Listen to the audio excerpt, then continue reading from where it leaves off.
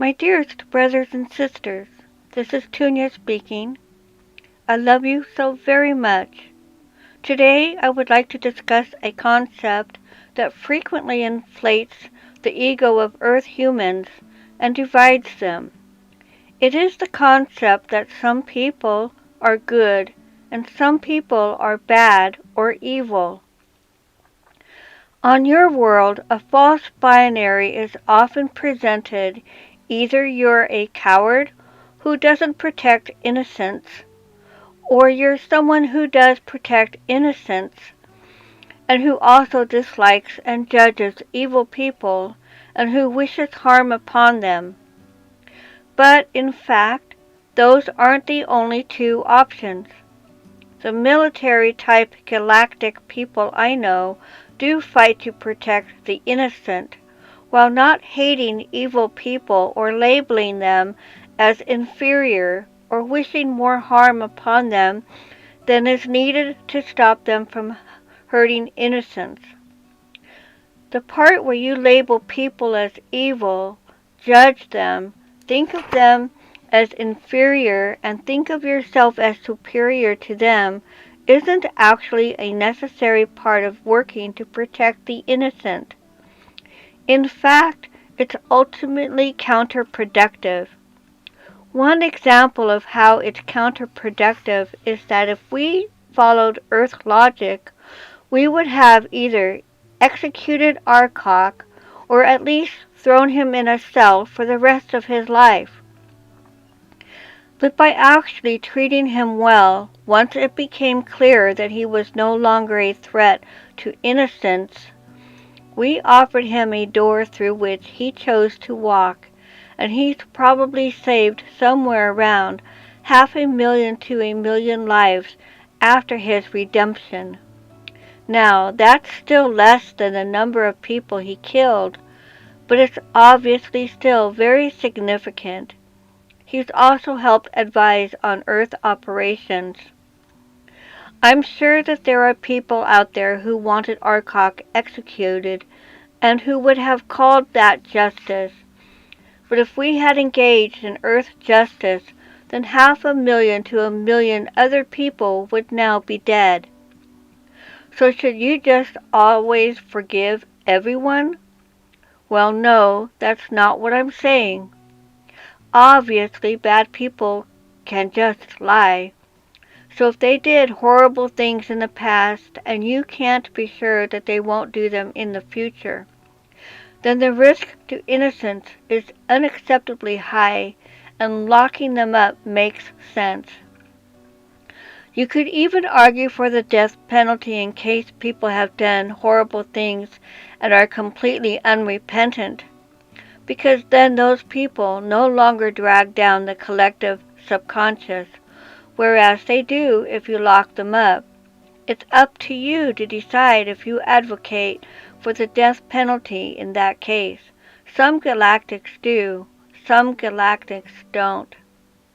So I am not saying don't fight evil or be naive. I'm saying if you fight evil, then there's no reason to hate them, to judge them, or to label them as inferior to yourself, or to label yourself as superior to them.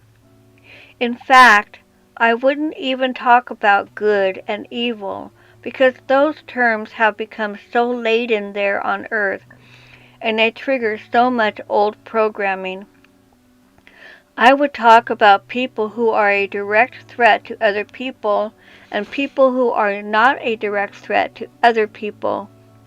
That way, you can still communicate that this person is dangerous and we need to take measures to protect ourselves and other innocents, without all the moralizing and finger-pointing and separation and personal ego inflating that comes with labeling people as good or bad.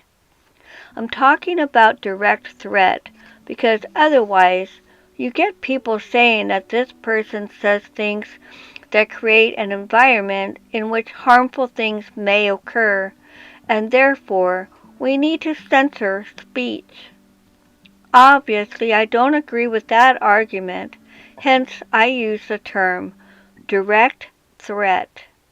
And I'm talking about people being harmed, because otherwise you get arguments like, John is saying things that hinder the social cause that I deem to be beneficial, so therefore we must violate John's rights, even when you can't actually point to anyone whom John is actually hurting. I also don't agree with that. The benefit of this is that if you say a person poses a direct threat to other people, then that opens the door to have a dialogue with them and see if both your and their needs can be met at the same time. Whereas, if a person is just evil, then that only points to force and coercion as being the solution. Another benefit of not talking about evil is that it's otherwise tempting to label other people as evil just for having the wrong political or societal beliefs. But that just creates a huge divide between people when that really isn't necessary. Even if it's objectively true that someone has the wrong political beliefs, well, that by itself doesn't warrant treating them as inferior or treating them harshly, which the label evil would nudge you to do. Whereas, if you think, if this person on the wrong political side a direct threat to other people, then probably the answer is no. Furthermore, talking about direct threats to innocent people as opposed to evil stops you and stops your group from doing bad things for the so-called greater good. Whereas, if you think of yourself or your group as good and the other as being evil, then it's all too easy to justify doing bad things to them. More subtly, labeling yourself as good and others as bad inflates your ego, which can hold you back spiritually. Moreover, if you talk to people on both sides of any bitter and intense conflict, then most people on both sides will tell you they're the good ones and the people on the other side are the evil ones. Obviously, that doesn't contribute to solving the conflict, and obviously that can't both be true, which suggests in most cases a labeling of good and evil isn't some kind of objectively correct label. In most cases, people simply label themselves and their group as good, and anyone who opposes them as evil, which suggests that it's not productive to use the labels good and evil. Furthermore, almost certainly there's someone out there who thinks you're evil if you're politically left-wing or politically right-wing. Then some people will think you're evil. If you're in the political center, then some people will think you're evil because you're not actively on their side. If you're not a vegan, some people will think you're evil. If you're not actively working for their preferred cause, some people will think you're evil. Most likely you won't accept this, but this just further points to the label of evil not being particularly objective or useful. So I suggest just dropping the concepts of good and evil, of good and bad people altogether. Instead, I suggest labeling people as either being a direct threat to others or not being a direct threat to others. That way, you can still communicate that some person or some nation is dangerous and measures should perhaps be taken. Let's illustrate this.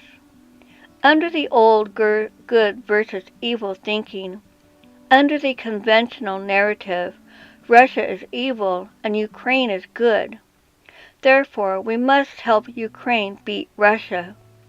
Now, even if we do use the labels of good and evil, I still wouldn't agree with that narrative. Hakann discussed this in his previous message.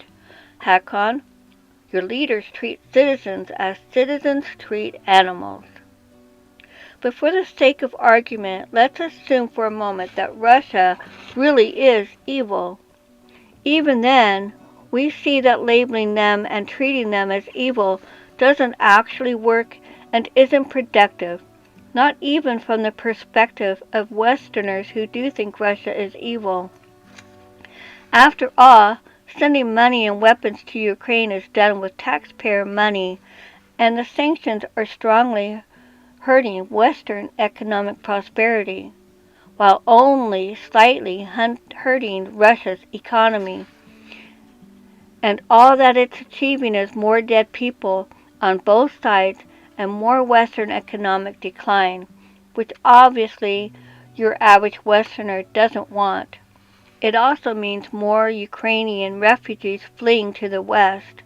And this outcome also isn't good for Western non-dark controller politicians, because this isn't good for their re-election chances.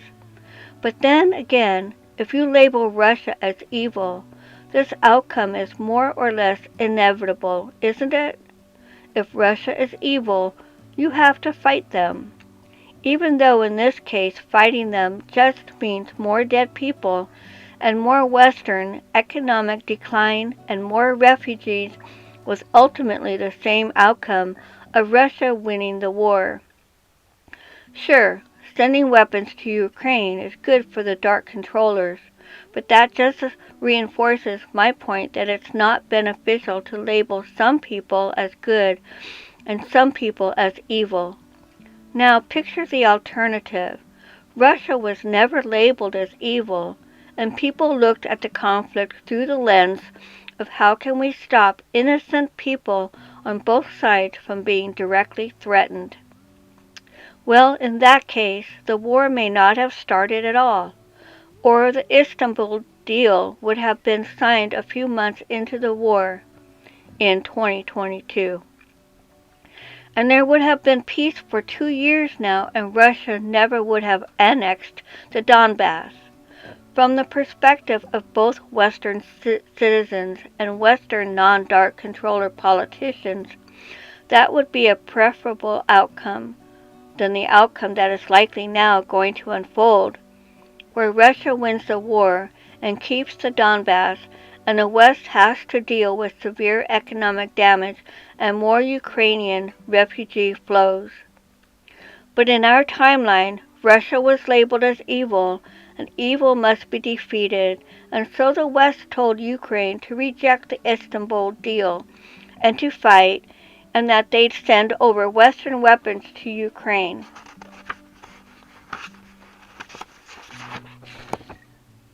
And so here we are.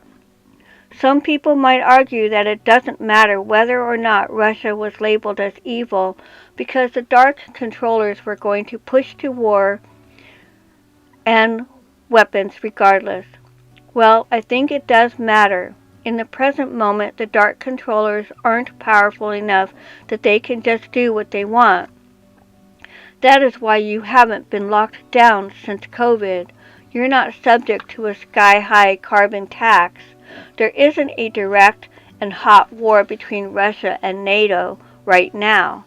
The population hasn't been reduced by 90%, etc. In the present moment, the dark controllers can only get their way if they convince a large group of non-dark controllers to go along with their agenda. That's why COVID lockdowns were implemented.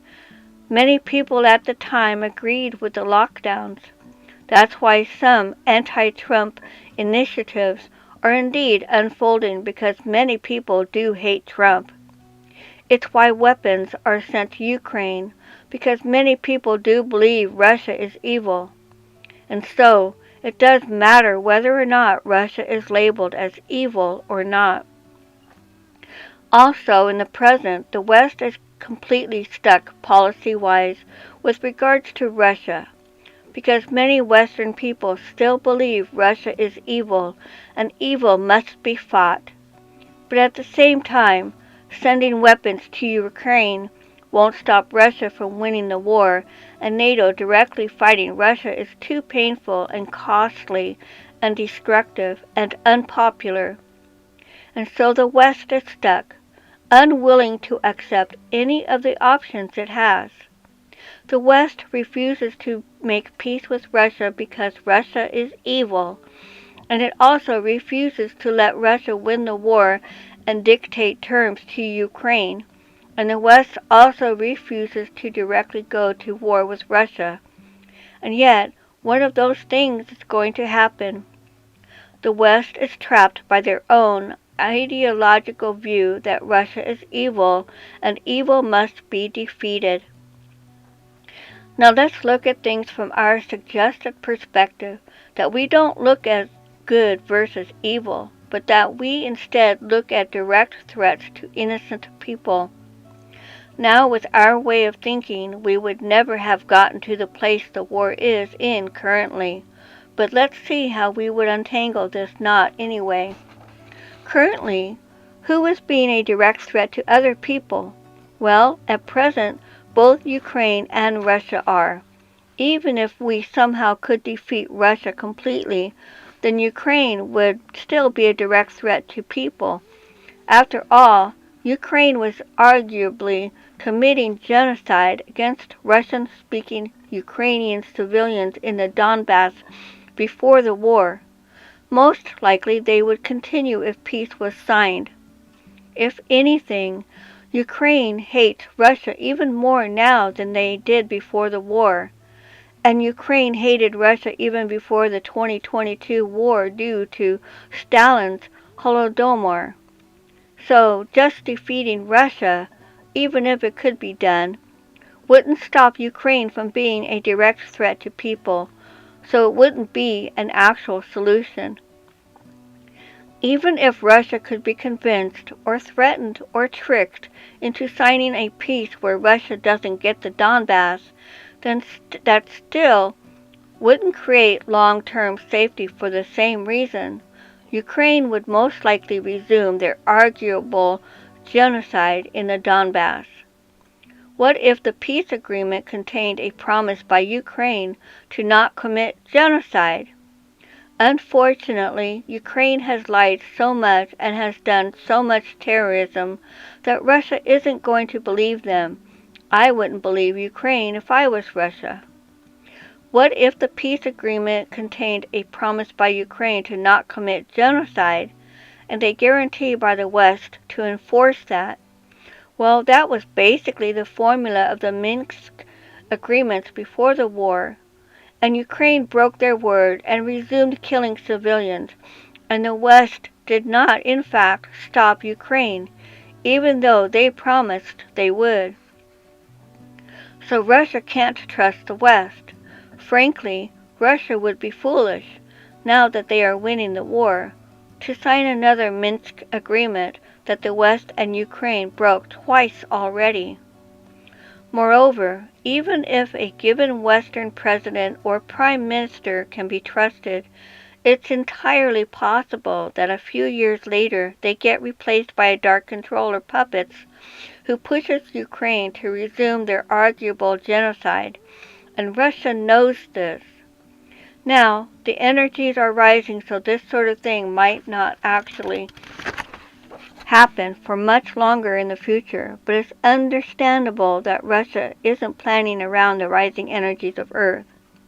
So, if we're interested in actually stopping threats to innocent people, and if we keep in mind that Russia simply can't trust the West or Ukraine, then either we have to get very creative or we would have to agree that Russia gets the Donbass, because then those civilians won't get arguably genocided by Ukraine anymore.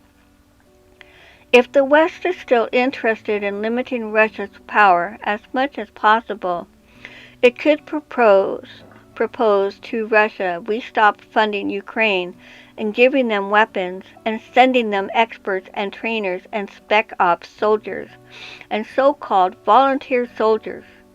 We will drop the sanctions and we will not go to war against you. In return, you can take the Donbass, but not more than the Donbass. Also, let's discuss a comprehensive security framework that solves the security issue in Europe in the long term.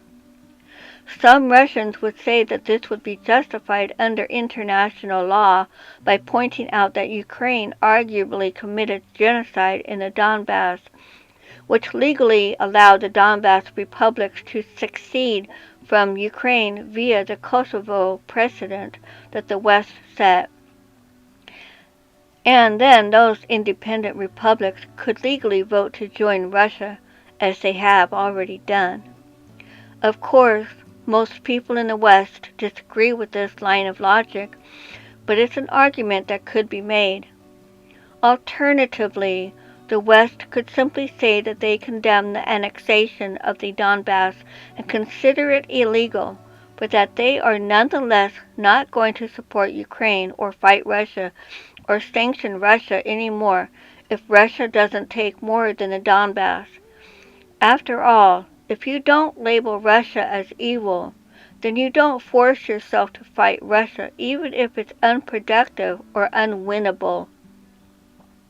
Now, Russia may have more demands than just getting the Donbass at this point, in part because they'll fear that if they sign peace now, NATO will spend a few years remilitarizing Ukraine, and then this war will be refought a few years later. So that topic should certainly be discussed. But at the very least, this proposal will likely get Russia to listen and to start engaging in peace talks. And dropping the sanctions and stopping the Ukraine aid will be good for Western economics and will prevent further migrant flows. Furthermore, peace means that people stop dying on both sides and that there is less chance of things spiraling into World War III. People might make arguments about justice and about stopping evil at this point, but what are the real alternatives? More weapons to Ukraine means more dead people on both sides, more refugees, more economic damage to the West, and eventually Russia wins anyway and unilaterally enforces demands on Ukraine, likely ending up with more than the Donbass. Or alternatively, the West could directly go to war with Russia, but obviously that's also an even worse outcome. There's a saying in Earth diplomatic circles that anyone who talks about finding ways to satisfy everyone's interests is after peace, while anyone who talks about morality is after war. Some people will argue that Russia must be defeated now or they'll invade. I don't know. Poland next? However, Poland is a NATO member and as such protected by Article 5. Ukraine isn't and wasn't a NATO member, so I really don't think that Russia is going to invade Poland. Poland also isn't ruled by leaders who are at least flirting with neo-Nazi ideology, as Ukraine is. Poland also isn't arguably genociding Russian speakers. So the logic that caused Russia to invade Ukraine simply doesn't apply to Poland. This is why I'm arguing to try and limit direct threats to people, not imagined or possible future threats to people. If the possibility of someone possibly threatening someone else in the future is enough reason to go to war, then you can justify any war. But of course, the people who would say that we need to fight Russia because they might invade Poland in the future won't agree with the statement that other countries should fight America because America might invade other countries in the future, like America invaded Iraq, and like America is currently illegally occupying Syria. Because after all, we are good, and people we dislike are evil, right? That's why we should fight other people, but others shouldn't fight us, because we are good and they are evil. Finally, people might argue that Ukraine is being harmed if Ukraine loses the Donbass. However, note that Ukraine isn't actually a conscious entity. Countries aren't sentient beings, people are. And the dirty secret of this war is that most people in the Donbass actually want to be part of Russia, because Ukraine was arguably committing genocide in the Donbass. Furthermore, I didn't propose that the West forces Ukraine to sign peace. I proposed that the West stops sending aid and weapons to Ukraine. Then it's up to the people of Ukraine if they want to sign peace, or if they want to keep fighting. Once we drop the concept of good and evil, the West doesn't actually have an obligation to send money and weapons to Ukraine. So rather than good versus evil, I suggest thinking in terms of who in this conflict is a direct threat to other people, and how can we resolve this conflict in a way that neither party will be a direct threat to other people afterwards. I hope that was helpful. Better times really are coming. You have all my love and respect and empathy for holding on to the light in these very harsh times. I love you so very much. Your star sister, Tunia.